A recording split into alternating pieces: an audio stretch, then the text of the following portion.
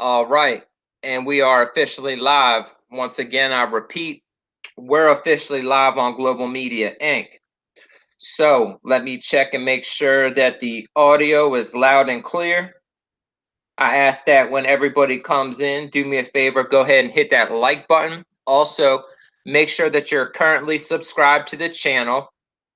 I've had some people tell me that for some reason, uh, they weren't subscribed to my channel and they knew that they were a subscriber, but sometimes glitches happen. So make sure that you're subscribed, hit that like button.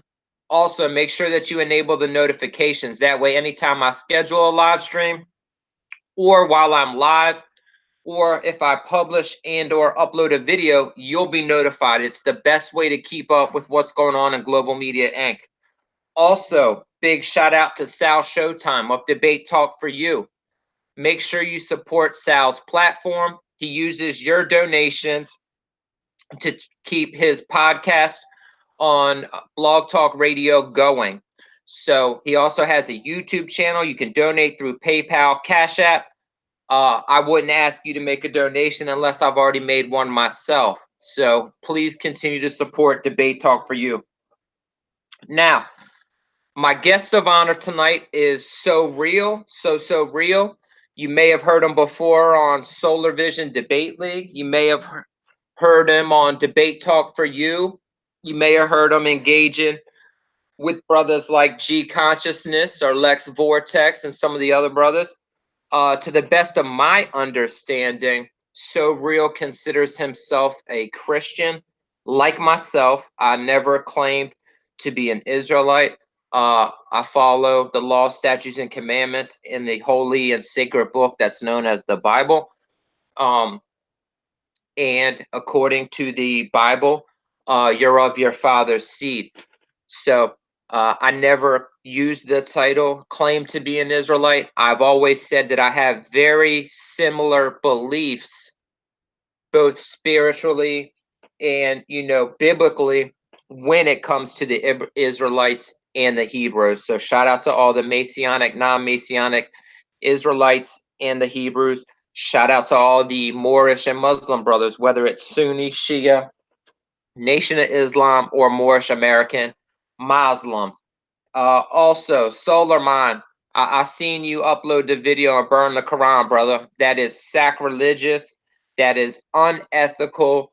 And I'm going to have a talk with you about that, Solarmon. Real talk, brother. I would not burn the Torah. I would not burn the Quran. I would not burn the Bible.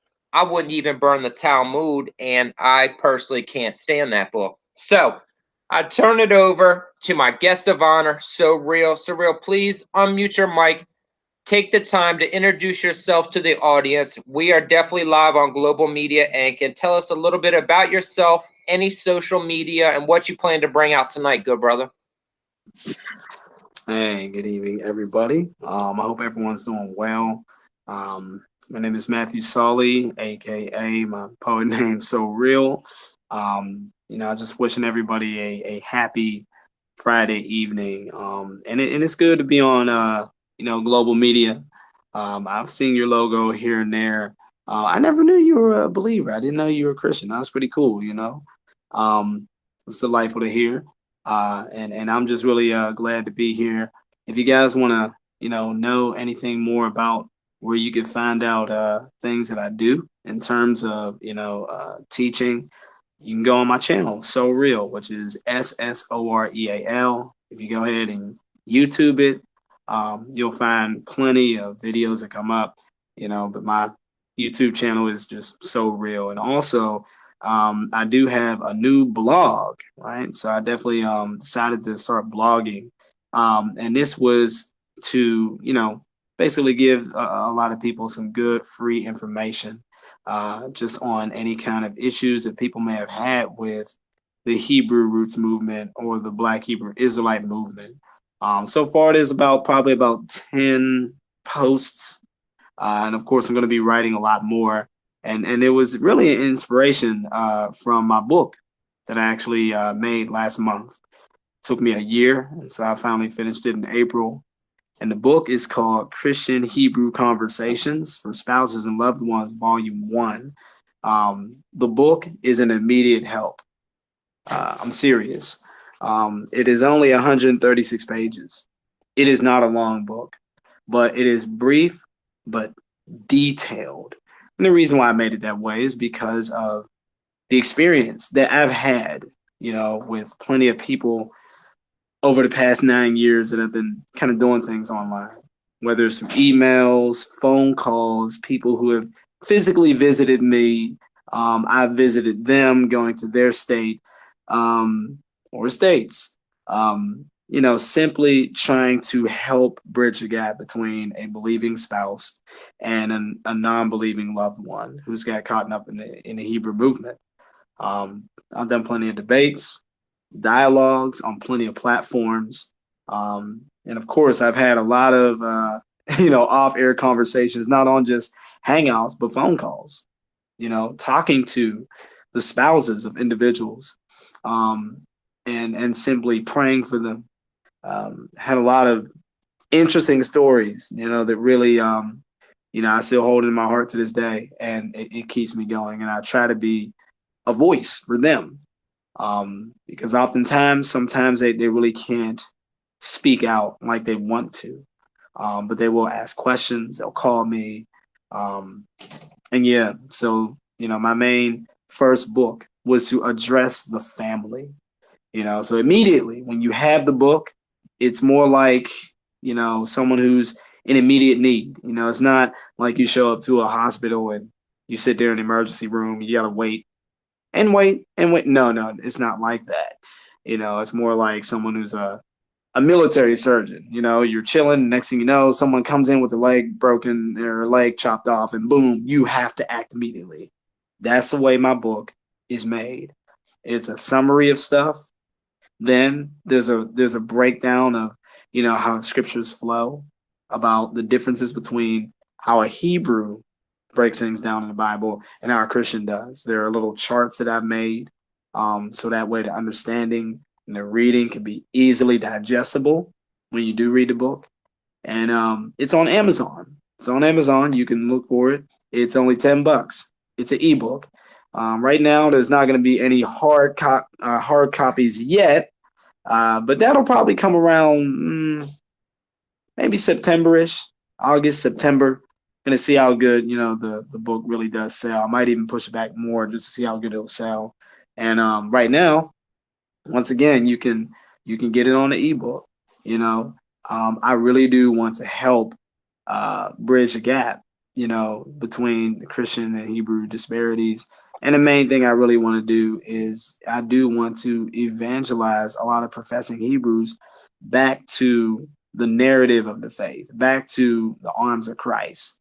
And I know that sounds kind of odd because, there are people who, they say that they believe in Christ, but my issue with them is when I look at the focus of their teaching, when I look at the emphasis that they emphasize, I don't see the Bible or people in the Bible focusing on what they're focusing on. And I don't see the Bible putting the narrative that they're saying. Sometimes I don't even, most of the time, I don't even find their narrative in scripture at all. And so it really, it really paints, a different picture of what, God has been doing in the earth, and I think that we all would definitely feel some type of way if there's a group out there that's misrepresenting the character and holiness of God and the love of God. I think we're all getting an uproar about something like that. So yeah, I could go on, but and I could say more, but I think that pretty much kind of sums up who I am and what I've been doing a little bit, and where you can find just some other information and things. All right, well said. So, Real, why don't you, if you're able to, tell us the title of your book so I can go to Amazon and share the link to your book in the live chat. That way, anybody who's listening right now has a direct link. And also, when this video uploads, I'll be sure to put the link to your book in the video's description.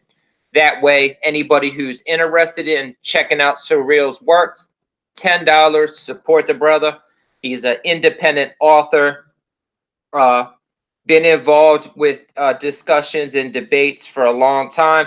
And I had I just want to put this out there. I had a chance to speak to ssoreal today when we were discussing the topic of this show. And, you know, uh, I'll admit when it comes to certain things involving the Bible and more specifically the Hebrews and the Israelites, I can be biased. I have very similar beliefs as them. And this, it's not about me. This is ssoreal's night. And but here's what I like about ssoreal, because I usually don't let people over here to go against any of the Israelite or Hebrew brothers because I have a relationship. I consider some of them spiritual advisors, wise counsel, my brethren. Some of them are more of a business partner, an associate of mine, and they're my friends. So the reason I allowed ssoreal to come over here and gave him the platform is because ever since I've heard his name pop up and I've had a chance to catch him on a couple live streams where I wasn't actively commenting in the live chat, just listening in, the brother was always polite, respectful, never raised his voice, never over talked anybody, and never used any foul language. And these are things that I observe. So, when it comes to religious and spiritual beliefs, everybody's entitled to their own opinion. So, I'm personally not the type to bash another man's belief system. I can take you to the Quran where it tells you not to do that. And I can also use the Bible as an example. But tonight, it's not about me. So, ssoreal, if you have a chance, try and put the link or the title in the live chat, or tell it to me. And when you talk again, I'll put it in the live chat and I'll screen share. So let's get into your opinion.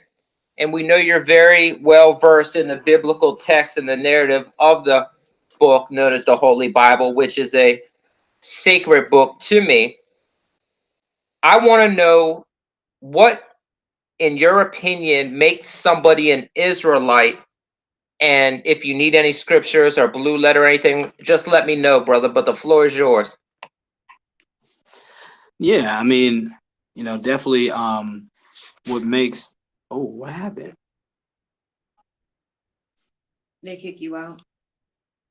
Oh, something Hang out, kick you out. Yeah. Nah, you're still in here. You're still in here. Oh, okay. I don't know why hold on. Let me see what's going on. Hold on. Yeah, you can still hear me, right? Yes, we hear you loud and clear. Okay, wow, where's my app at? Okay, just give me a second here. I'm trying to get back to my hangout on my phone. I don't know why the app part disappeared. That's weird. Just give me a second. That's never happened before. Well, you know that YouTube and Google, they got rid of Google Plus, and ever since they did that, the Hangouts have been a little funny. So while we're live and while Okay, we here have, it is. I'm back. I don't okay, know what okay. happened. Okay, I'm sorry.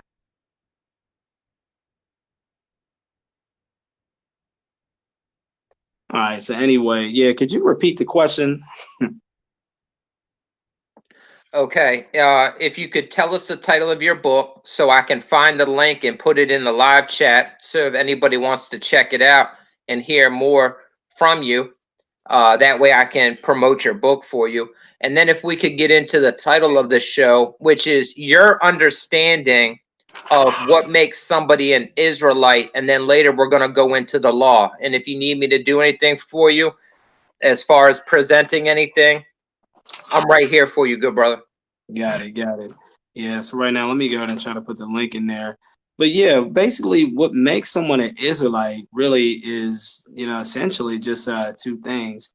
One, circumcision, and two, their obedience to God through the covenant.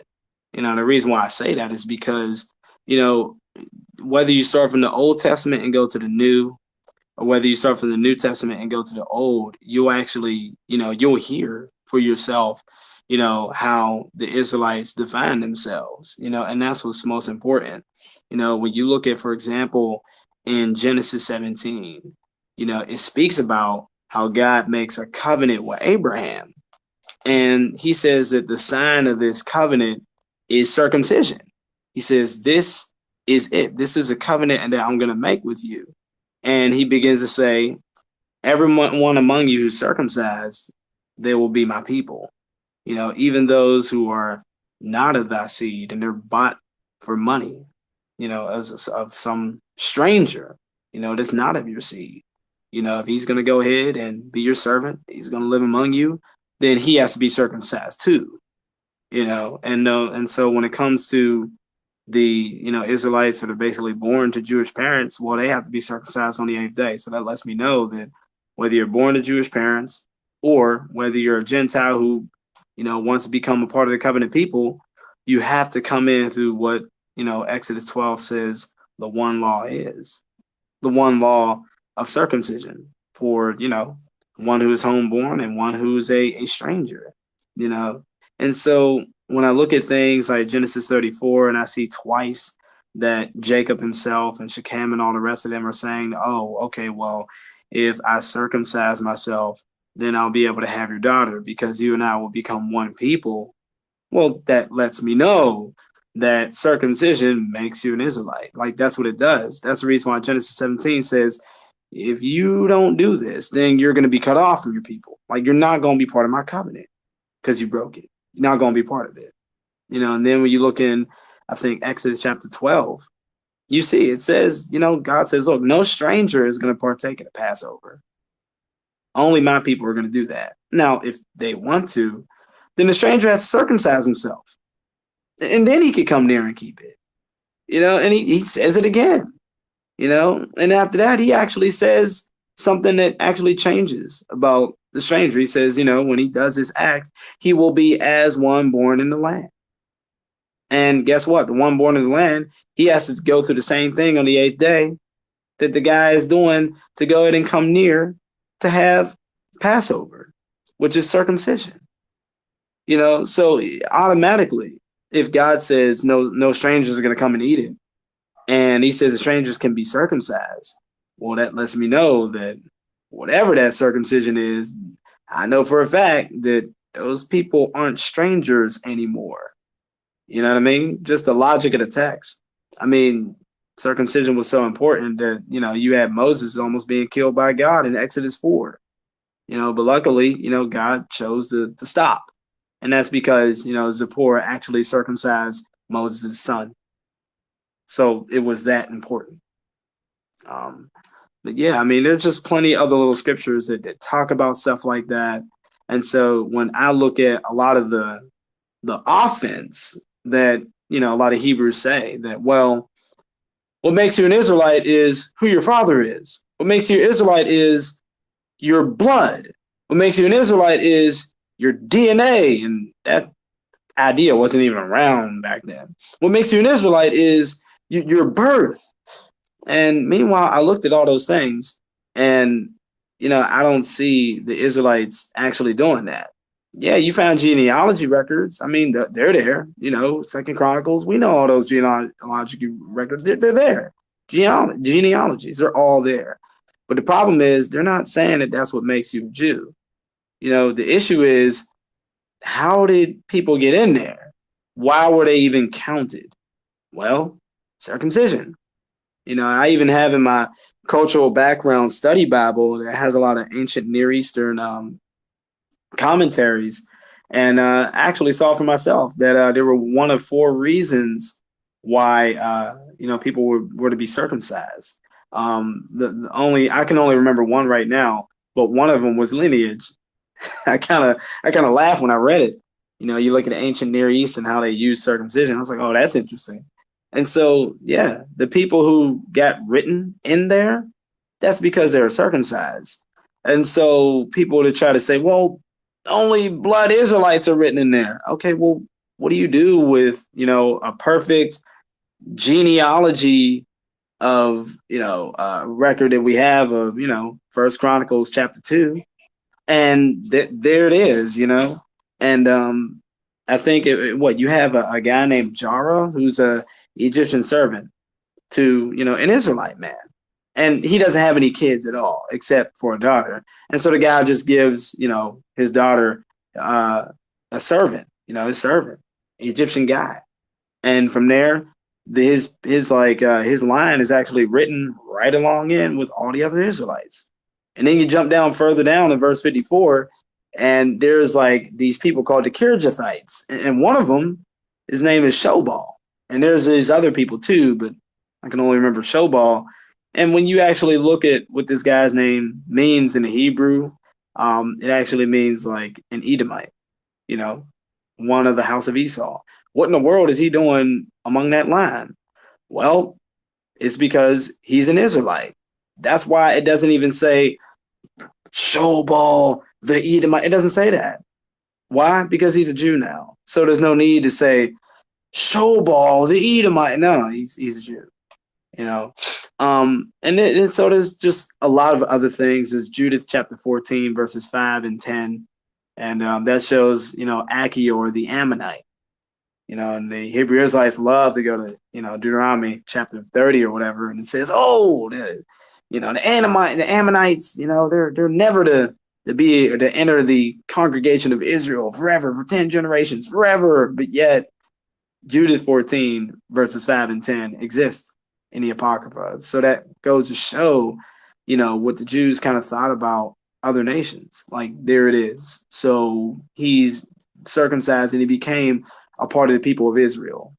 And then one of the biggest ones that I go to all the time, Esther 8:17, where it says, and many of the Jews became Jews. And many of the Gentiles, many of the enemies of the Jews became Jews for fear of the Jews. And then you look in the Septuagint version, the Greek Old Testament, as written in 200 BC. Like, it's quoted 99% of the time but in the New Testament.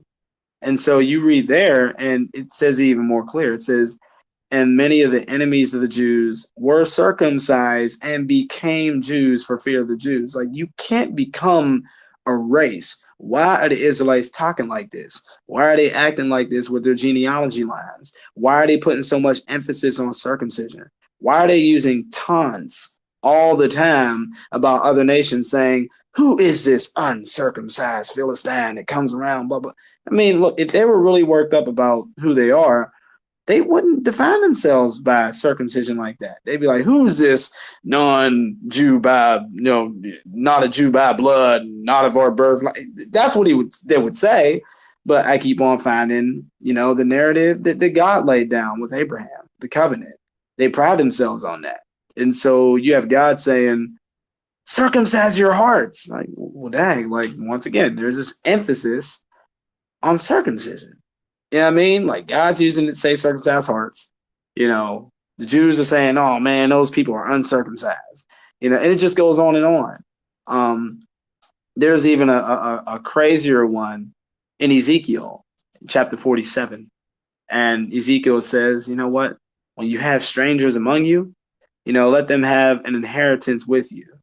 And yet the Septuagint version says, proselytes among the proselytes. The tribe of proselytes among the proselytes with you will have an inheritance. Why on earth are the Jews describing their own tribes as proselytes among the Gentile proselytes who are going to be proselyted into their religion? Why? Because, well, you look up what proselyte means. It means one who converts Judaism. How do you do that? Circumcision. Who got circumcised on the 8th day? Every child that was born to Jewish parents. So they call themselves proselytes. Ezekiel 47. And they make no distinction between Jew and Gentile in that respect. And so I don't even care if it's something where it's Maccabees, I think it's 3rd Maccabees or maybe 2nd Maccabees, chapter 9, verse 13.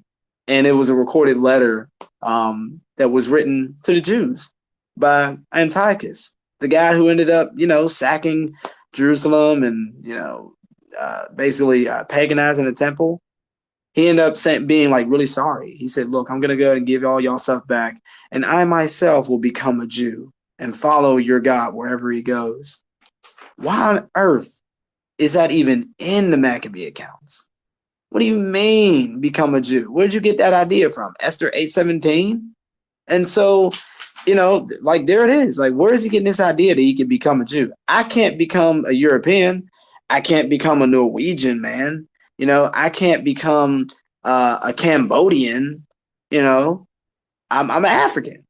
So why are they talking about becoming an Israelite, becoming a Jew, as if the Jews and the Israelites are not a race? That's because they were never a race to begin with. They're simply just many races that come together under a covenant, and they become a covenant people, called Jews, called Israelites, and I don't know, like you just look, and by the time you get to the New Testament, you see themselves calling themselves the circumcision. Like, why are they even having code names for themselves like that? Why don't they call themselves the bloodline? Why don't they call themselves the you are who your father is? Why don't they just say that? I mean, even now if they do, actually they don't, but even if they did, what would you do with Titus? He's a Greek. Paul said that he refused to circumcise him, for the sake of the gospel. Then you got Timothy. Timothy in Acts 16, you read the first 3 verses, it says that his mother was a Jewess and his father was a Greek. So if you are who your father is, well, wouldn't that make Timothy a Gentile? I'm just saying, you kind of wonder these things, what I'm saying? But they don't like to look at the whole Bible. And so the more and more and more and more and more and more and more that I study, I begin to see that the Bible has this emphasis and this narrative and even this doctrine that the Black Hebrew Israelites do not emphasize, do not believe, and do not focus on. It's like they say one thing, and then I find all this other stuff in the Bible. And I'm not saying like, Hey, brother, I found it ssoreal, one. ssoreal. Yeah. Pardon the interruption, good brother. I was able to find a link to your book. I want to let the audience know right now. His book is entitled Christian Hebrew Conversations for Spouses and Loved Ones, Volume 1. I put the link in the live chat. It is available on Amazon. And also, good brother, for tonight, for personal reasons of my own, would you mind referring to them just as Hebrew Israelites without putting black in front of it, good brother? Yeah, that's absolutely fine. Thank you. And Please continue. You're sure. going in. I understand a lot of what you're saying, and I've heard a lot of this before. So what do you have any specific denomination of Christianity? Do you consider yourself non-denominational? Do you want to let the people know any of your affiliations like that? How would you describe the type of Christian you are? If you could include that somehow in your where you left off. But the floor is yours. Please continue. Awesome.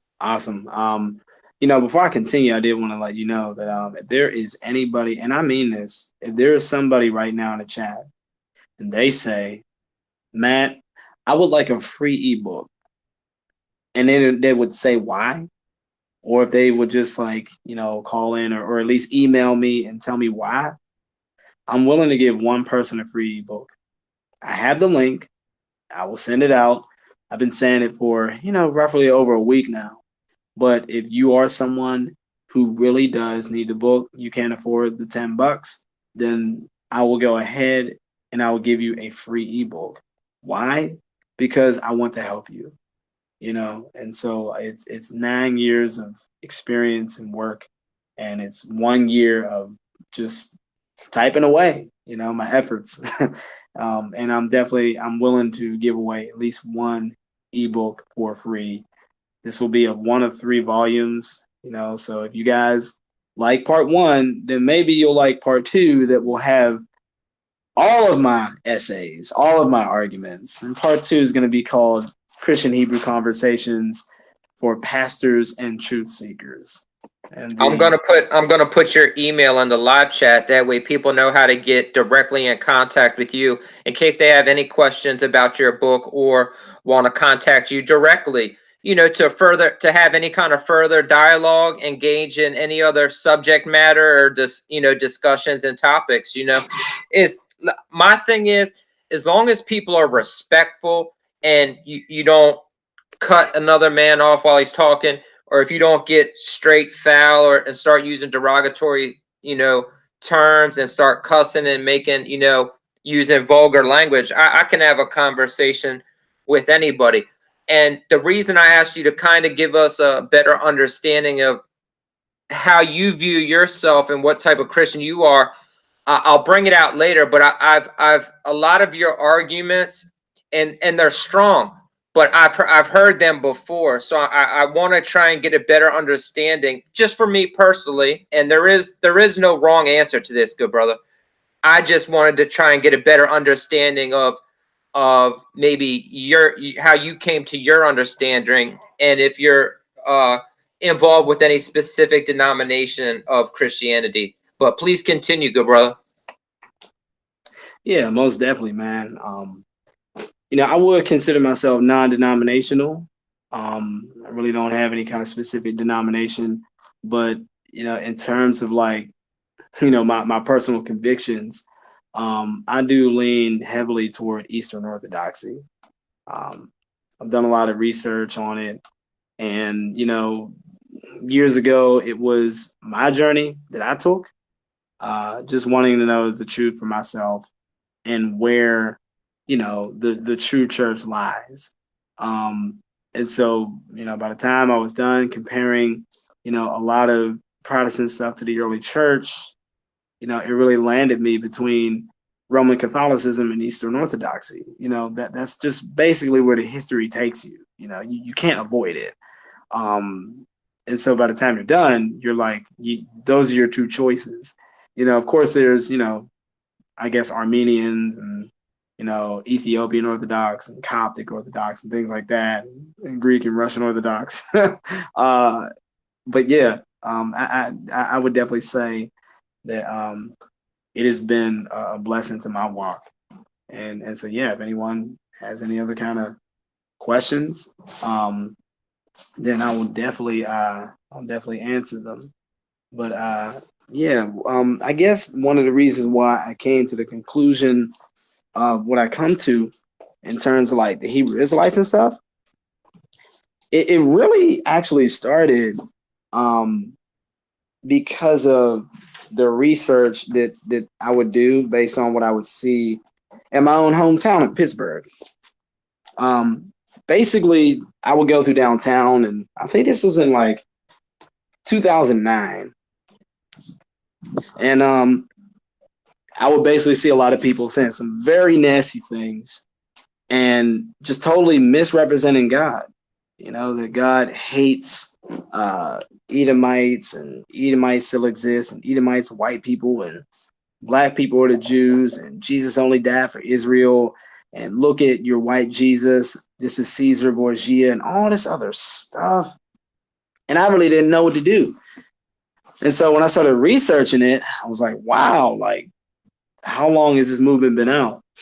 And that was during the early days where carm.org wasn't doing anything. No one was doing anything. You would research, you wouldn't find anything. But luckily, I found people like Veckel. Later on, I found people like Faithful to God, G-Con, Vocab Malone. We all kind of found each other, really. And it was thanks to Google Hangouts, and we started kind of collaborating and really putting together a lot of our studies. We found old forums from Truth After Knowledge, Yahoo forums that are still around right now. Truth After Knowledge. He would, basically, he was one of the earliest guys that I know as well, who typed so much back and forth between, these false doctrines of Hebrew Israelites, and he was typing stuff that was wrong with it. And he also uploaded like actual worksheets of languages and things that he had did while he was in the movement. And I downloaded some of them. stuff that you'll never find in print today. And so reading some of that material, it really did give me a concept, idea, showing like where they're getting these weird doctrines from. And so when I started seeing like what they were saying versus what the Bible was saying, it became pretty clear to me that, they were working off of a narrative that I just didn't know where they were getting these ideas from. But I knew how to refute them. Now, it was years later that I began to see that, a lot of this stuff really sprang from stuff that I've heard before and other things that I haven't heard before. A lot of stuff comes from the Sacred Name movement. When it comes to a lot of their eschatology, it's heavily dispensational. Of course, with the Adventist movement, there was a lot of people who ended up getting into the SDA, the Seventh-day Adventists, the Church of God 7-day, and where you had a break off from there, which was from C.H. Dodd and, Herbert Armstrong, who basically, they started their I guess, I don't know, they're more, white Hebrew Israelite movement almost in a sense. And I started seeing that, Herbert Armstrong really got inspired from a British Israelist. So I looked into that and I was like, wow, now this is really interesting. I started seeing what split offs came from the British Israelism movement. One of them was the Christian identity movement. And all of a sudden, it just really started making sense after a while. So I started to see that not only were their doctrines like false, and I was able to kind of show, well, this is what the Bible says, this is what the Bible says. But I was like, wait a minute. Like, if I'm not mistaken, it really seems like they're just taking all this well worked out false theology and they're just blackwashing it. Ssoreal, before you get any further, do you mind if I ask you a question on what you just brought out? Sure, yeah. Okay. When you were looking into the movement of the Israelites and the Hebrews, and obviously there's various groups. You have those that are referred to as Messianic or non-Messianic. And I'm just stating this. I know you are already aware of this. I'm stating it for the listening audience because we get new subscribers and people are in various stages of their walk, different experiences in life, dealing with religion and things like that. So I kind of like to summarize it. I found out very early because at first I had kind of thought they were all the same until I got to meet a few of them and I started, following their channels, watching their live streams and listening to their street teachings and things like that. And that's when I learned the differences. When you were researching the movement, after you had an encounter with some of them in real life, and did you look into any of the, let's say, Rabbi Josiah Ford, Rabbi Matthews, or the original origins of the One West with, the main 7 elders? And I believe, that takes us back to, I believe, like the 30s and 40s, and then into the 60s, 70s, and 80s, and things like that. Did you look into any of that information? And if you did it correlate with any of the other information that you looked in, with any of the other doctrines or movements from abroad? Good, if you don't mind answering. Yeah, I did look into Rabbi Matthew Wentworth because I was led there by a man named Abba Bivens. And I know he goes by even another name that escapes me right now, because everyone comes from somewhere. And so the place that guy came from was a guy named Matthew Wentworth, and Matthew Wentworth, he was just simply, a man who ended up, just, having a fascination with, the Philadelphian Jews based on my research. He looked at the Jews of Ethiopia and, he definitely did, kind of follow after them. He had a, he had a following. He had a group that he started called the Commandment Keepers, and But the thing was, I think there were people that really did not like the fact that he used the King James Version. And that there were other people out there, I believe some people were of more science, and they were actually reading actual Hebrew scrolls. And so that was one thing that I think that Abba Bivens had, he kind of take a notice of. It's almost like they weren't black or extreme enough or whatever. And so when Rabbi Matthew Wentworth, when Abba Bivens actually saw that, that Rabbi Matthew Wentworth was rejected by, the white Jewish Society of New York, because he really wanted to do things with them. When he saw that, I believe that was another thing that disheartened, Abba Bivens. He's watching his teacher, kind of go through these types of things. And so when I ended up researching that, that's what I pretty much saw. I do know that I did upload a video that there was a young man who actually broke down a lot more research. And I went to go research it myself, but I have it in my archives. I can't pull out right now. But they say that, he actually did kind of receive some type of funding to continue his church and his ministry. And perhaps, this is my little theological brain working together. Perhaps that was the final straw for Abba Bivens. He just couldn't take it after that. He just looked at it and said, you know what? We just need to be about ourselves. Stop trying to, get with all these other white groups. We need to do our own thing, and, he's a bit of an extremist. And so he split from, his former teacher.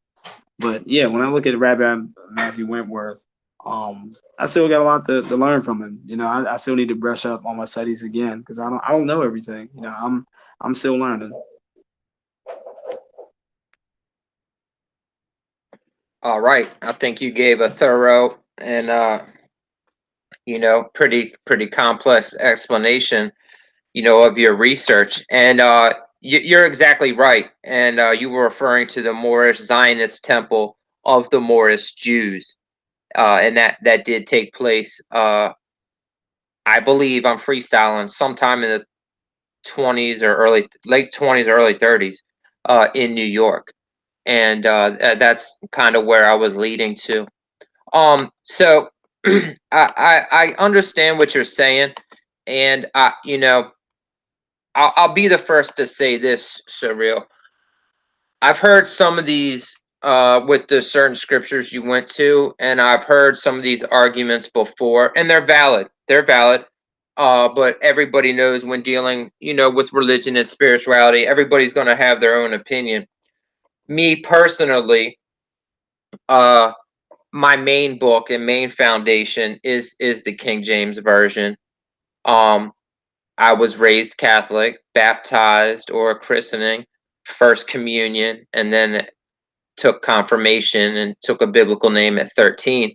Even was in high school CCD or a Bible study all the way up through high school. And then as I got out and started working and graduated from high school and things like that and went to college, never lost my belief or never lost my faith, but was stopped going to church. A lot of times I was out of town or traveling with my job as soon as I went right into corporate America and things like that. Um, Always prayed at home, still pray twice a day. It's the first thing I do when I wake up. It's the last thing I do before I go to bed and lay my head. Um, I'm not a loyal supporter of Catholicism. I don't, I had to read the Bible and get my own understanding of it. And when I sat down in my free time and incorporated, biblical maps, biblical dictionaries, got familiar with the geographical locations and what those places were called during those times and what those places are as we know them today, it just blew my mind. And I had a complete different understanding of the biblical text because in the church I went, and I want to say this, There was never any funny business. No altar boys were never touched. Nobody's kids were ever molested. There was never, ever any kind of scandal in the Catholic Church that I grew up in, or by the priest that baptized me, christened me, whatever you want to call it, gave me my first communion or confirmation. Never no scandal, never no cover-ups. The Archdiocese of Washington, D.C., none of them had to come in and cover any nonsense up. So I'm going to just say that. That's personally why you'll never hear me bash the Catholic Church. Now, I understand the doctrine and I understand its origins. And yes, there's some, pagan influences and things like that. But for me personally, no funny stuff ever happened in the Catholic Church that I was a part of. Now, I don't attend church anymore, but I have my own relationship, with God through Christ. And that's why I consider myself a Christian. Also, I tend to lean and believe and go by what the text says. So if the text tells me I'm of my father, well, then I'm Ishmael. A lot of people don't know that Lebanon, which is where my father's from, I was born here, is over 70% Christians. The Muslims in that country are the minority. So just because I have to always remind people of how large of a Christian population there actually is in the Middle East. And there's even Arab Jews in Lebanon. There's not a bunch of them. I think the last time the country did a census, um, I think there was less than 100 of them, and they probably won't be around for long, but that's here nor there.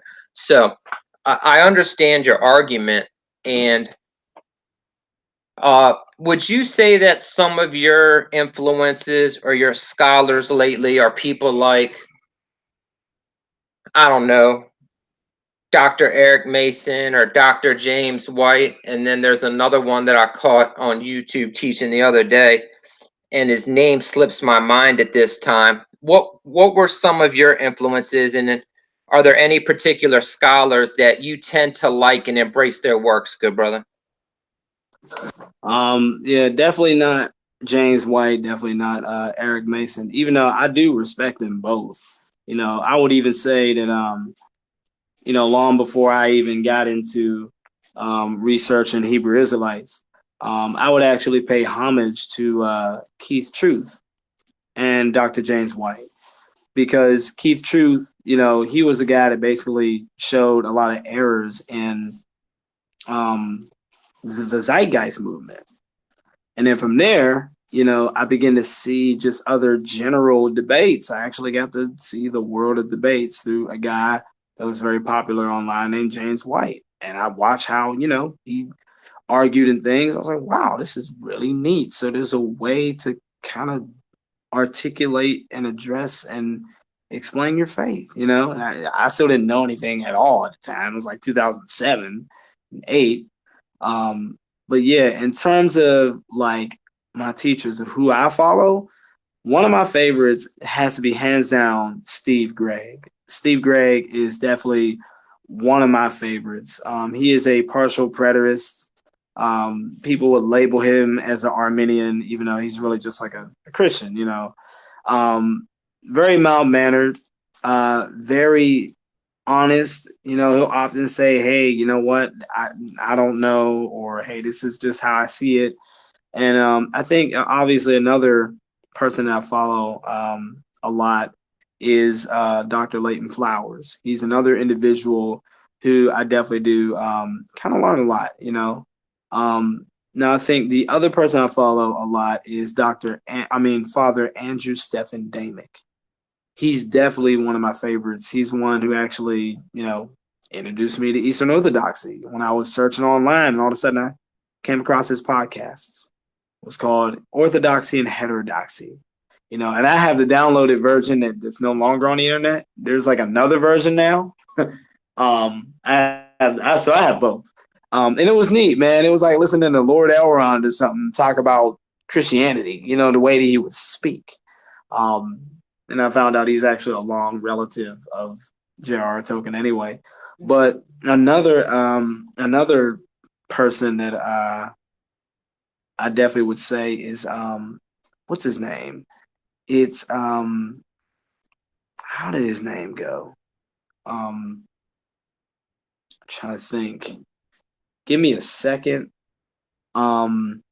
His name is it's like Father Evan or Midas or something. Either way, I'm definitely gonna look up. Like I'm gonna look up the people who I reference, and I'll definitely get back to y'all like later on in the program. So as you're asking me more questions, I'm gonna give y'all my whole list because there are a few people that I listen to a lot, but they're not necessarily people that you would think. You know, Right. I understand completely what you're saying. I'm the type of person, me personally, um, I never heard much about any of the so-called lost books.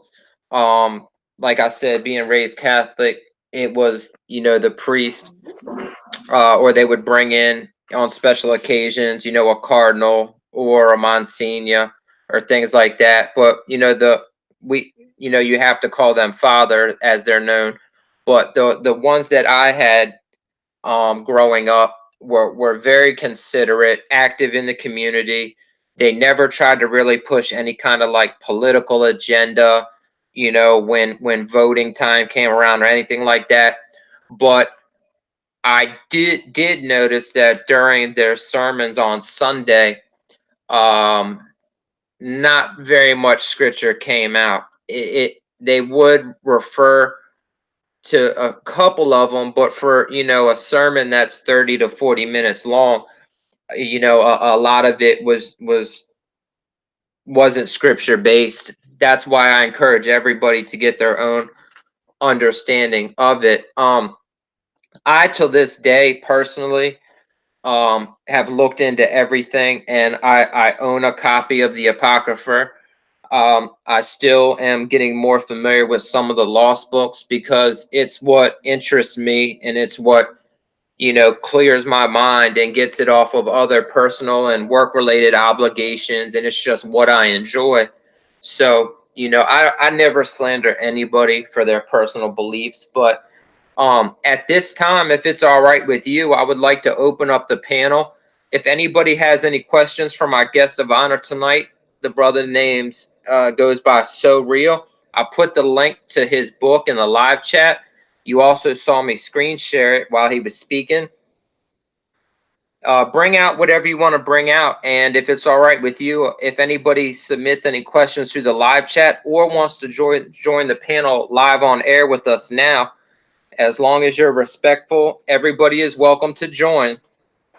But please remember, the brother So Real is my guest of honor. So make sure that you respect him, even if you do not agree with his personal beliefs or his opinions. So, Surreal, anything else that you want to bring out right now? I need you to hold it down so that I can share this link with people in the live chat and bring in some people that emailed me and inboxed me. So the floor is yours. If you could hold it down for the next couple minutes. Yeah, definitely. Uh, I did want to say that, when it came to, studying early church history, one of the most fascinating things was actually studying the biblical text, just the Bible itself. Like, how in the world did they end up going about their faith? And they only have, like, maybe the Corinthian church of Corinth only had the epistles of Paul for the Corinthians. Like that, maybe that's all they had, you know what I'm saying? And so people pretty much did not have like, oh, we have the entire Old Testament in Greek or in Hebrew or in Syriac or in Aramaic or in whatever. No, like churches didn't have like their own personal copy of the entire Old Testament. Every single church, and it wasn't like that, you know. So when I think about the Apocrypha, yes, the Apocrypha is inspired. It's just what we Orthodox call the Bible, basically. It's interesting because they'll say like, oh, these are the lost books of the Bible. That's what a lot of the secular media says, and a lot of even I would say even Christians would say. But when you look at it, there's nothing that's lost about it, especially if you find the apostles quoting from it. And then after that, you find, just the early church quoting from it, and I don't know, when you see all things like that, yeah, you'll kind of notice that no, this stuff wasn't lost. Now, what did happen was for 1,500 years, like that's what people read. So then after that, Martin Luther comes along and he says, well, I don't think this is inspired. Now, this is like 1,500 years later, record scratch. So yeah, all of a sudden, one guy says it's not. And from there, he puts it on the side. And, from there, you had other people who just totally took it out of their canon. And so it's interesting because the canon for the Orthodox Church, it was never closed. It's still not closed. But the Roman Catholics, because, they ended up seeing what the Protestants were doing, thanks to Martin Luther, they decided to close the canon. Hey, peace. What's going on, man? What's the deal? Hey, mighty Hebrew, welcome, good brother. Just opening up the panel. I got a brother by the name of ssoreal on here tonight. Very knowledgeable brother in the biblical text. We're just having an open discourse. And that's it. If you have any questions, I don't know if you caught the live stream, but we are live, and I'm opening up the panel now. So I don't know if you caught any of the live stream, but No, I was Shalom Bahashim Yahweh Kodesh Israel. What's going on with the family? How's everybody doing tonight? Hey, I'm blessed, man. Doing good. How you Now, doing, man? I'm excellent. I'm told. I was just preparing for the Shabbat. I'm pretty sure you got the poster, Bassam, dealing with the Yah consciousness in the 7 pre-Diluvian Adamic nations. I'm preparing for that now. What I'm going to do is I'm going to listen, and then I'll come in because I didn't get to hear the discussion. So what I could do is either go run through it a little bit. I'll tell you what, if you just want to go on mute and listen, I'm bringing some people in now. Okay. This brother is a Christian brother, very knowledgeable in the biblical text. I've heard him speak before, has a different understanding than some Hebrews and some Israelites, but at the same time, providing him a chance to speak because the brother's respectful and he's very knowledgeable in the biblical text, but he is not an Israelite or a Hebrew. But feel free to chime in at any time because we are going to engage in more dialogue, good brother. Okay, no problem. Hallelujah. Shalom Aleichem. Yes, sir. Indeed. Right now, since YouTube and Google got rid of Google Plus, everybody that I used to have on Hangouts, I can't find like 75% of them. So if you want to join the panel live on air, the link is in the live chat. Now, if you click on it and you still can't get in, type your email in the live chat. If you have a question or you want to join the panel, put your email in the live chat and I will email you the link and also invite you in that way. This is an open discussion with the brother ssoreal, aka Matt Salah. Phone's blowing up. And he is speaking on his new book, which is available on Amazon. Okay. That was Black Jesus Minister. So real. Did I miss anything, or if we backtrack while we're waiting for some people to come in, is there anything that you? Why don't you go ahead and promote your YouTube channel one more time while we got an audience? Because we said it early in the beginning and there wasn't that many people in here. Sure, definitely. My YouTube channel is ssoreal. It's my poet name. It's ssoreal. And you can definitely find a lot of good teaching and biblical content. And if there's anything that I do, pretty much talk a lot about besides just the Word of God and things, it's definitely an ongoing dialogue and conversation with the Hebrew Israelites. So you'll find a lot of videos that pretty much shows that their doctrine says one thing, and then after that we look into the Bible and we see that it says, pretty much something else. So that's what a lot of, my channel definitely consists of. On top of all that, definitely get ready for next week. I've been putting a flyer out on Facebook. There's going to be an ongoing series that I'm going to be teaching just in my local area here in Pittsburgh, in the McKeesport area, with a ministry called Complete Man Ministries. And next Thursday at 7 o'clock, it will be our first session, and it's going to be called What You're In For. And so it's just going to be an ongoing teaching. It'll be taught live stream. So if anybody wants to definitely, tune in live, they can. Is There'll always be. is this the right flyer, good brother, or is it a different? Oh wow, yeah, that's it. Yeah, that's it right there. Okay. The series is Yeah, continue. yeah, I just wanted to make sure I share it with the people, man. right. The series is called At Your Doorstep, and it is something that I'm definitely looking forward to to definitely teaching. And of course there's always going to be a Q&A at the end. And not only that, but this is going to be a training. I decided to, once again, try to be very different from what I see a lot of people doing online. I see people teaching, but I don't see them training. And so one of the three things that we're always going to do, after any lesson, which people are allowed to ask questions during the whole time, is one, we're always going to do Q&A. Two, we're going to do just basic Bible activities where I split people up into groups and they'll have to find different scriptures. And three, we're going to do types of role play. This is the way that they'll be able to express and articulate their faith. They'll be able to kind of, bounce what they've learned back and forth with me. Eventually they'll do it with each other. And of course, after that, we will also be doing things such as, what was the other one? There was one more thing that we're going to be doing, and it was, well, I do know one of the things that we'll be doing is personal testimonies. I do believe that people really do need to kind of like share their stories. I think that'll just make the Word of God and the Bible study a lot more real. But I'm trying to think, there was one more thing that we were going to do. What was it? It was a role play and all. Oh, of course. I'm going to be handing out free software.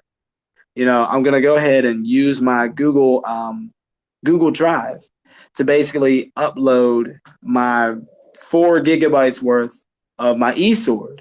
And I'm going to give that link to people who are tuning in, people who are there. I'm going to give that link, and that way they'll be able to download eSword to their computer, and it'll be my eSword. Everything that I've researched, I'm giving them my, the thing that I mainly use to study the Word, to make lessons and things. And also I'll be giving away the My Sword, and that's for the phone. And so they'll be able to download that as well, onto their phone. So that way, when it comes to their computers, they have eSword. When it comes to their phones, they have My Sword. And once again, I'm giving them my personal files. So that way they won't have to build up their eSword, build up their My Sword. No, they won't have to do any of that. It is just part of me saying thank you for just coming and building and learning with us. You know what I mean? I'm hoping that, a lot of Hebrews will come out, not just the Christians. I want us all to like learn together. I don't know where this is going to go. I do know that, we are looking at Cal U University to try to spread this Bible study. So we'll be doing things with the college kids up there sometime in September. That is the plan. But yeah, I wish I could remember the other I'll tell you, activities. I have one question that's been submitted through the live chat, and this brother wants to know. Shout out to Yashar Yao Sharal. He says, Yeah, that's my boy. how can one be converted without one from Ya'asharal? And then, yeah. And he had a couple questions. He's trying to join the panel, but that was his question.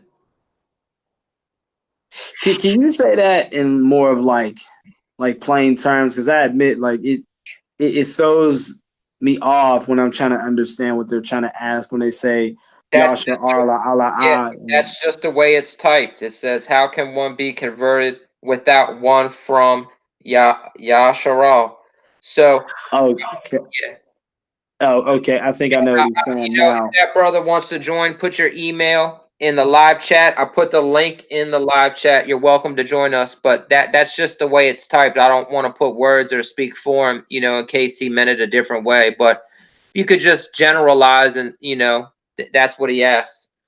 Yeah. I could definitely say, yeah, the same way that anybody else is. If he's saying that only people can convert from the Jews themselves, that's not what the New Testament paints. When you look at the New Testament, any of those who actually come into Christ, it's because, there was somebody who was sent. It was because there was a Christian that was there who gave them the gospel. I mean, look at Titus, for example. Titus is a Greek. Paul wrote to Titus while he was in Crete because, Paul dropped him off there to make sure that, that Titus actually finishes the work that was started in Crete. And he gives him authority to actually, find those who are full of the Spirit, set up elders in every church and, just finish the work. And a Gentile is doing this. Titus is doing this. He has authority to go and do this. So when people are hearing the gospel and they're adding, being added to the church and he's setting up elders, it's because of the work that, a Gentile, a Greek named Titus is actually doing down there. And Paul calls him a son in the faith, So, you don't need to run into a Jew in order to get to Jesus. That the Bible just doesn't say that at all. It says just go and make disciples. It didn't say, all right, just the Jews, go ahead and convert everybody, and you make sure all the rest of you listen. Like the Bible just doesn't say that. I could use other examples, but I think that's sufficient. All right. Good question. Good response. Good brother. I'm emailing you now. Feel free to join the panel. Anybody else put their email? So let me get him in here really quick. And well, right now, while I'm bringing some people in, Surreal, I want to thank you, for coming over on the channel and dedicating some time, to my platform and also to, educate the people. And I understand why the Israelites and the Hebrews, and you have to separate them. And I know that there's people such as the mighty Hebrew working on consolidating them so that they can move, kind of as one body to address some social, political, and economical issues. But I personally believe that that's a very challenging task that he has ahead of him, because I just don't I I don't know, man. I just don't see the Torah based, non-Messianic Hebrews. I don't see them embracing Christ or the New Testament, and I don't see the Israelites, which are Messianic or New Testament believers. I don't see them leaving or denouncing Christ and putting down the KJV.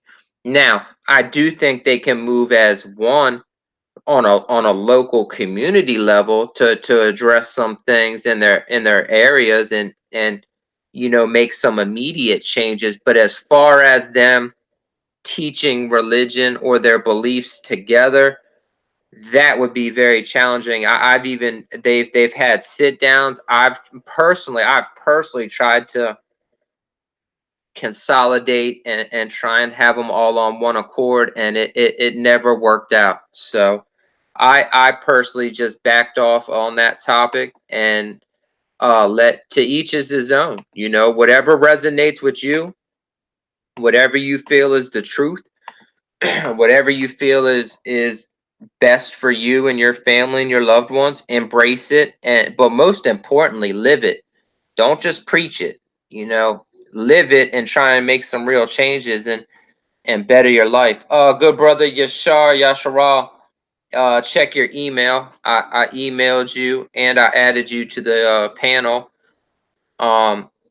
Like I said, ever since the Google got rid of the Google Plus, the Hangouts have been acting real funny. I have another way to stream too, but it makes it harder on other people unless they're on their laptop and they've got really cranking internet access and things like that. But I'm gonna give the people a few minutes to submit any questions. Um, we have one from Aratazah.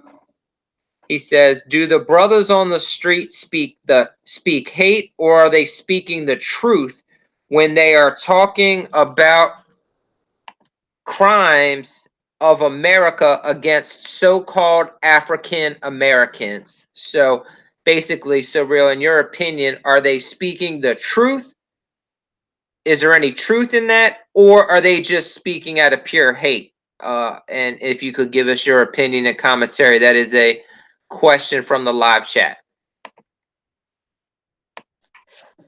Now this is just my view of what I've seen. I'm sorry. I'm just gonna be honest. I really don't see any. I really don't see any dichotomy. Um, some of them, not all of them. I'm gonna say that again. Some of them, not all of them, from my eyes, seem like they preach the truth in hate. But meanwhile, the Bible says that, hey, we're supposed to speak the truth in love.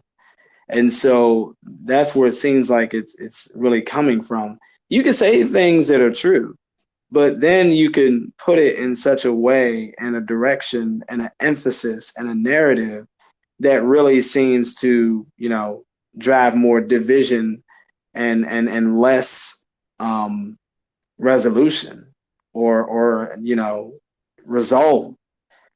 So it seems like it's preached out of hate, preached out of pain. And one of the issues that I see is that when I look in the New Testament, I end up seeing Christians that really do go through some pretty crazy stuff. But the thing is, they do something with their suffering. They pretty much put it under Christ. They put a Christ-like narrative to it. They'll say things like, we are perplexed and pressed on every side, but not crushed. We are cast down, but not destroyed. We are abandoned, but not forsaken, and things like that. And, don't think it's strange that you have all these fiery trials to come and try you. This is the trying and testing of your faith that works patience and, all those things. It says that when we are reviled, we bless. And when we are, cursed, we pray for them. When we are this, we're that. And who's Paul quoting? He's quoting Jesus. Pray for those who, despitefully use you and persecute you for my name's sake.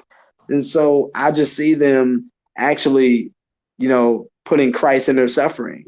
It was Paul who said also, I want to know Christ in his suffering. You know what I mean? So the bad stuff that persecuted Christians go through all over the world, being martyred and things like that. Don't even get me started with the early church. I mean, you talk about martyrs and how they actually inspired people to become Christians. Don't even get me started on that. I mean, you had people like Polycarp, who was a disciple of John, and he ended up saying, no, don't tie me to this post. I'll hold myself, and then you can burn me in the flames. I'll hold myself. You don't even have to put a rope around me. I'll hold myself. And then after that, it said that, he wouldn't die. And so they had to spear him.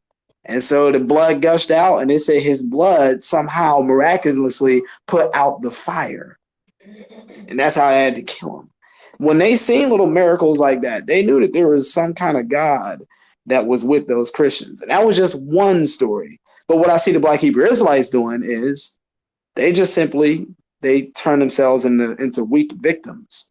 We're going through this stuff. That's why we're cursed and things like that. And it reminds me of what Paul said in Philippians 3, that they glory in things that are shameful, And I don't know, when I see them, it's like I understand where you're coming from. Would you at least consider, or do you think that there's any relevance in the fact that some of these people that have left these organizations or these camps, we have a saying, me and my friends, that when people leave, that their church hurt, you know what I mean? And for some reason they feel the church did them wrong, and they want to turn to the dark side and all kinds of crazy stuff. They want to burn, religious texts and things like that. Um, and with any group, any organization, any business, you're going to have the good and the bad. It happens in the Jewish community. It happens in the Christian community. It happens in the Muslim community. It happens in the Pan-African community. It happens in the whatever community, in the Hindu. I mean, it just happens. People get taken advantage of. They get, their finances misappropriated. Sometimes children get fondled. I mean, it's unfortunate, So as long as people are embraced in what they're teaching and they're really trying to better people's lives, and as long as they're living it themselves, that's one of my biggest pet peeves. I cannot stand no false preacher, no false prophet that is just a dirty individual behind the scenes. And the Bible speaks about that, and you've got to have your household in check before you go preaching the word of God. We have somebody who joined us. Yasharal, I asked that you unmute your mic. Thank you for joining us. If you have any social media or anything on YouTube, feel free to plug it. But now is your time to engage with myself and ssoreal if you would like to join, brother. Yeah, shalom, shalom. This is my first time chiming in, joining on your panel, and I appreciate it. You know what I mean? I listened to you through your interviews with Zion Lex, and a few other different Israelite brothers. So I appreciate the work that you put in for the community. And yeah, man, keep. I pray that the Most High continue to bless you, bro. Oh, thank you. It's good to know that my efforts and my works, especially what I've done in the past, that none of it was done in vain. So I appreciate your kind words. I appreciate the compliment, and stay tuned. We got a lot more in store. I'm working with some brothers behind the scenes, and we're definitely trying to provide good content, as well as making sure that it's educational and righteous. And we're trying to keep everybody involved, because there's so many different doctrines, so many different beliefs, and we've got to come together on some common topics first to make any kind of changes. So that's one of my priorities. But now's your time, good brother, to ask any questions, or any questions, comments, or concerns, and take as much time as you need. All right, cool. Shalom, ssoreal. So I heard you making some statements and reading out some scriptures, and some good scriptures you was bringing out concerning those who was converts or what so have you. But my question to you is, how did they become converts? Did they just circumcise themselves and just come on into the community and say, yeah, I'm an Israelite? How'd that happen? Yeah, that's exactly what happened. Yeah. So what you're telling me is that basically, if I wanted to, I could just say, you know what, I like your family, ssoreal. You know what, I'm about to just do away with mine, and I could just adopt myself to your family. So this is what we're talking about, right? Yeah, I mean, if that's what you're talking about, then yeah. I mean, that's one way that things like that happen. So what you're telling me, so basically, I can find this in the scriptures. I can find this in real history. You know what I mean? Other people's nationality, other people's history, where you have Africans saying, you know what, I want to be Asian. I want to be an Asian. So now they all of a sudden are Asian. Done away with their heritage. This is what you're saying to the people, right? It's live. I would have I would have loved if you actually would have heard what I said earlier. That's exactly the opposite. I'm trying to address you. That's the exact opposite of the example of what I gave earlier. I literally said verbatim, quote unquote, I could never become an Asian. I could never become a Norwegian. I could never become a European. I could never become any of that stuff ever. Right. You Right. know, and I end up saying that because I said, well, those things are like actual race. You know what I mean? It's not like my DNA is going to physically change, my skin So, color, my according to the facial. scriptures that You you know, claim that you read, Yasharallah, aka Israel, aka Jacob, he's not a real person. He's a figment of your imagination. no, he's just as real as the back of your hand. You Oh, know, what so I it ended up doesn't saying so it was doesn't work for his blood. what It I doesn't ended work up for his saying children. was It only works for what you're talking about, right? what I ended up saying was Right. is that you do end up finding in the Bible very clearly that people actually convert to becoming Jews. They literally become Jews. Sorry. And I went through a bunch of Can't scriptures, and my convert without conclusion, Gentlemen, Israelite. one and at a my time. Let Sir conclusion. Real finish, and then I'll make sure that you have as much time as you need. Just let the brother know when you're finished your statement, Sir Real, so that he can respond. But the people can't hear anything if we overtalk, so please continue. Got it. So, like I was saying, so when I began to read so many scriptures, it showed that, you know, that Gentiles are no longer strangers, but now they are one people, as Genesis 34 says, and all this other stuff, how they became Jews and all these other passages. Then I came to the conclusion that if the Jews are talking like this so many times, over like 19 or 21 times in the Old and New Testament text, then I came to the conclusion that the Jews were never a race to begin with. First off, when you look into the encyclopedia, the Jewish encyclopedia, they clearly tell you about who they are being Jews. And what it clearly says is a Jew never recognized himself as an ancient Israelite, nor a Hebrew, vice versa. So I'm confused at what you're trying to put off on the people. So can you help the people to understand what you're trying to explain to them? Trying to say that since the title is in the Bible, since you see it that way, your understanding doesn't allow you to understand that that's not any type of title that we called ourselves. It was always what they called us, meaning heathens, meaning people outside of our heritage, our bloodline. Well, if you're going to say that people called you certain things outside of your heritage or bloodline, in other words, if they called you something other than a Jew, you know, that's the same reason why they will call someone who is white or Asian who ends up claiming to be an Israelite, and all of a sudden they're calling themselves everything but an Israelite as well. Now, the other thing is that you end up using, you know, an encyclopedia, and you say, well, I looked at the encyclopedia and it tells me that the Jews are this. I end up just saying, well, the encyclopedia didn't exist during the time of Abraham and Zechariah.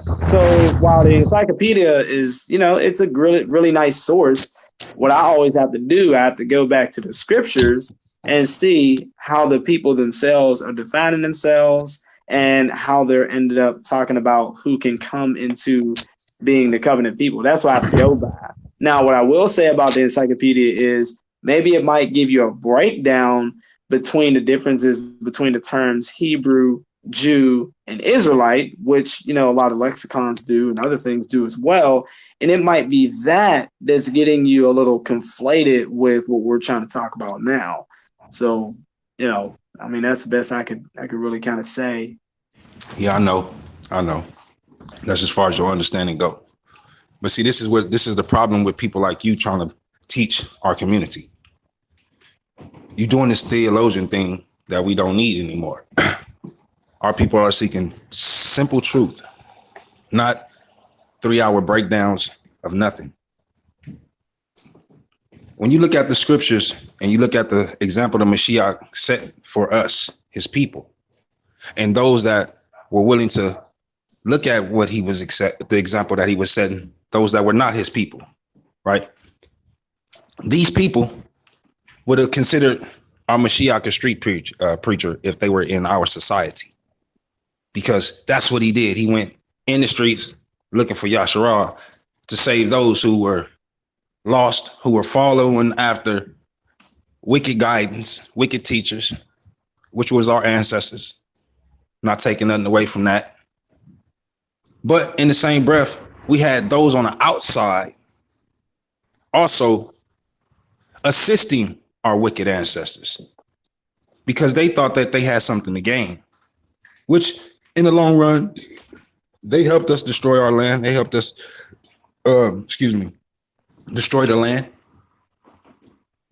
by first destroying us as a people because of our disobedience, and then destroying it all in all because the Most High wasn't going to allow them to just be there like that. And you understand this in the scriptures. But what I'm just trying to figure out is how come you keep pushing this narrative as if our people called ourselves Jews first, when in scriptures you never see where we call ourselves a Jew. Now, you will see where they input that information, but how could our ancestors back then use that J word when that didn't exist? So you have to help the family to understand what you mean when you say the Jew this. Oh, you can convert to be a Jew. Yeah, you can convert to be what them things is over there in Ashkenaz, that we call Ashkenazis. That's over there in what they call Israel right now. You definitely can convert to that. They're not a people, like you said. They are a religion, like you said. But Israel, ancient Israel, we the people here that's scattered, four corners of the earth. That's not in the homeland. That's not in our land because he said we'll be out of our land, scattered out of our land. I never said So hold on. I'll be done. I'll be short-winded. Now, this is what you do, so real. But see, you do it on a theologian aspect.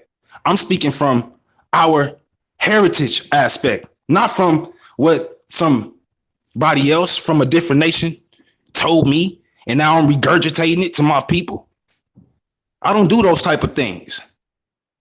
That keeps us in a situation that we're in now, which is what he wants us to do. Get up out of this. But how are we going to get up out of this when you're trying to bridge a gap? Yasharal, I have your email and I want to give you my cell number. I'm going to let ssoreal respond. And if you brothers want to pick a specific subject, I'd be glad if both parties agree to moderate, even time the rounds, as long as it's done in a respectful manner. And I believe that both of y'all have enough respect for each other and myself and the platform as well. I appreciate you joining us tonight. I'm going to email you my cell phone number. Feel free to join us. We go live a lot of the times. ssoreal is my guest of honor tonight. I'm going to give him a chance to respond to your questions and your statements. I'll let you ask 2 or 3 of them. Thank you for your participation and your kind words about the platform. And maybe the 3 of us can have a discussion when we go offline. ssoreal, I'm getting ready to give you the final word in closing since you are my guest of honor. I want to thank you again one more time for coming over and sharing your opinion, some words of wisdom tonight with the family. And, you know, this is your understanding of what your research has led to. I want to remind the people also that your book is available on Amazon. It's right there. I put the link in the live chat. And I'm going to put it in the live chat one more time to make sure that it gets the traffic, and make sure that I did my part to feel like I did something for you since you came and joined me on my platform. So there's the link to his book. ssoreal, the closing statement is yours, good brother. Anything that you want to say in closing? And also I want to let you know that, you know, you have an open invitation anytime you would like to return to the platform, whether that's to give a lesson, to respond to any concerns, take any questions. If you like to debate and that's your thing, if anybody wants to step up and provide a specific topic and both parties agree, I'd be glad to moderate it and welcome you guys on the channel. So this is your time to close out with any final statements if you would like to respond to what the brother brought out. And you can plug your social media, but the honor of closing us out is yours tonight as my guest of honor. ssoreal, take it away. Yeah, I just definitely did want to say, well, first off, I just wanted to, before I even close out, I did want to address a lot of things that he ended up saying, but before I even do that, I really want to thank you for allowing me to be on the channel, to be on the panel. I really do appreciate it, man. You know, and I pray that it's been a lot of light and truth that's been spoken.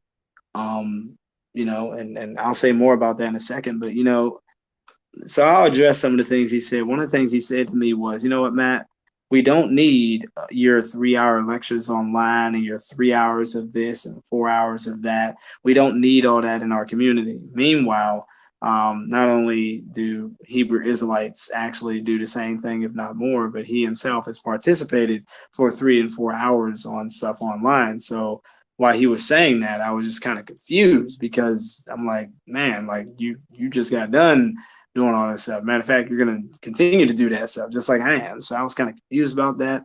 Another thing that he said is that we don't need, you know, other people trying to teach our people our truth. And we don't need, you know, other people outside trying to, you're basically trying to say that, well, to me, it's now I could be wrong, but from my viewpoint, it sounds like he's saying we only need our people teaching each other. And if there's anybody else, especially whites or whatever, that are trying to teach us, we don't need those things. And meanwhile, like I said, when I look in the scriptures, I see Paul calling on Titus as a son in the faith, who is a Greek, mind you, and he sends him to Crete to finish the work that they started there.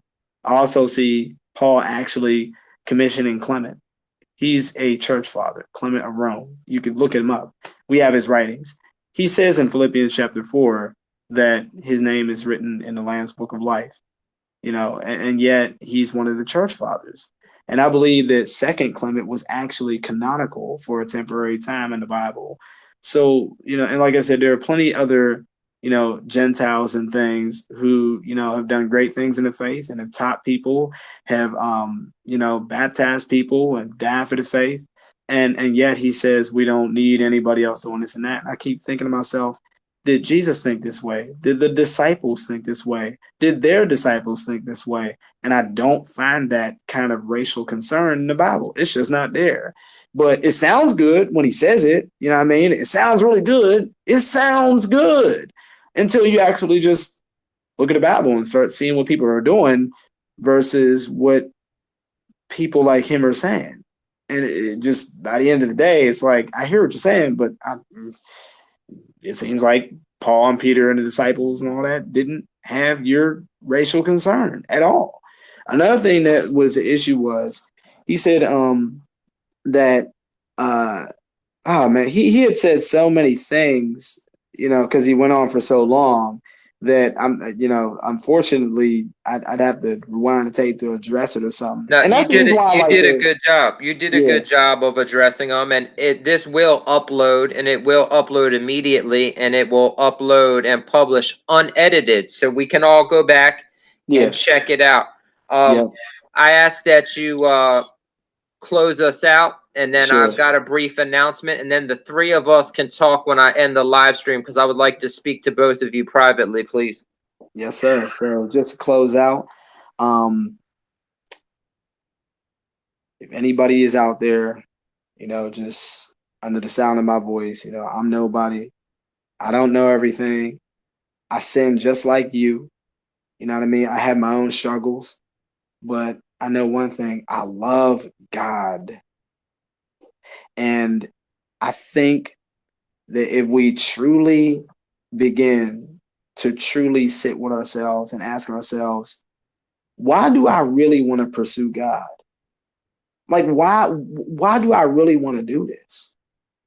You know, is my heart really far from Jesus? And, you know, I'm just doing them lip service, like he says. They praise me with their lips, but their hearts are far from me.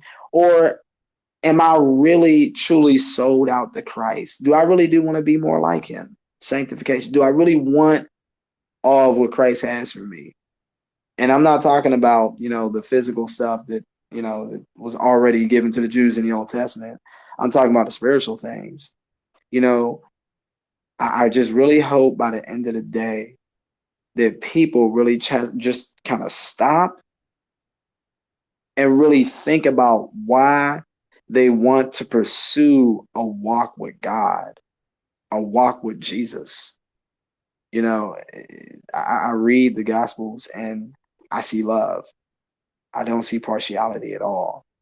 And I just really hope that the more people come closer to Christ, that the bigger their conscience will become, to the point where they might have some trouble with the things that they have been believing for a while. I truly believe that the closer you get to God, all the other falsehoods, that they know that there's something wrong with it, has to eventually melt away.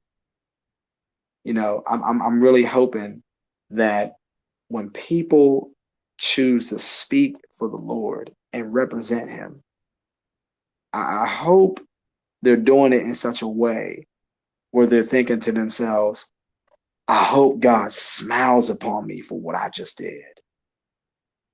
But if that's furthest from your mind, then I really have to I have to question some things, man.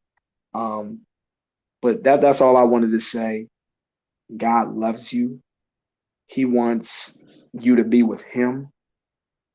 Everything that you are and everything that you're not, He wants to culminate and bring you and conform you into Himself. By the end of the day, Christ just wants a relationship with you, you know. And I think that pursuing the God that we come from and becoming more like Him, there's nothing deeper than that. There's nothing greater to be happy about than that. And if you found something to be happier about than that right there, I really got a question. Are you seeking God, or are you just seeking His hand and everything you can get from Him? Other than that, peace and blessings, y'all. All right, thank you. That was the brother So Real, also known as Matt Salah. Feel free to reach out to him. I've got his email address, and I also showed you the link where you can find his book on Amazon. I ask that if you haven't done so already, make sure that you're subscribed to Global Media Inc. Make sure you hit that like button, and also make sure that you enable post notifications. Best way to keep up with the channel. I want to give a couple shout outs to the people in the live chat, and then I'm going to give my closing statement, and then I want to speak to these brothers in private. Shout out to Ratazaya, Antoine Antonio King. We have Kansu Shesmu Amun. We have the brother Inyami Mbantu. I want to thank Yasharal, who joined us on the panel and who has an open invitation to join us whenever, for joining us and being respectful and participating in the live chat. And I'll just say this. My advice to everybody that's listening is learn the Hebrew roots of Christianity. Get a strong concordance with the Hebrew and Greek lexicon. Get a book that shows the biblical maps and explains the geography of those locations and what they were known as during those ancient times that are referred to in the Bible, and where those locations are today. Get a biblical dictionary. They make them. And why I'm giving you these tools and these resources is because I ask that instead of you just take somebody's word and that you're hearing it and it sounds good, please take the time to research it yourself. You would not believe the understanding and how edifying it will be until you do it for yourself. I did it, and that's why I'm such a stickler for what I just said. Please take the time and research it yourself. I read the Torah. I read the Bible. I've read the Quran. I've got a copy of the Kabbalah. I've got a copy of the Apocrypha. I'm trying to absorb as much as I can on my own. And there are some common goals and interests, and I believe we can come together and achieve some things, even if it's on a local, small community level. And then we can move forward to some of the bigger problems or the bigger, arguments or disagreements. All right. So to the next time, Global Media Inc., I thank you all for tuning in. We're out. Enjoy your weekend. It's Friday night. Be safe. Enjoy it with your friends, family, and your loved ones. Before you know it, it'll be Monday morning and back to work. Good night, everybody.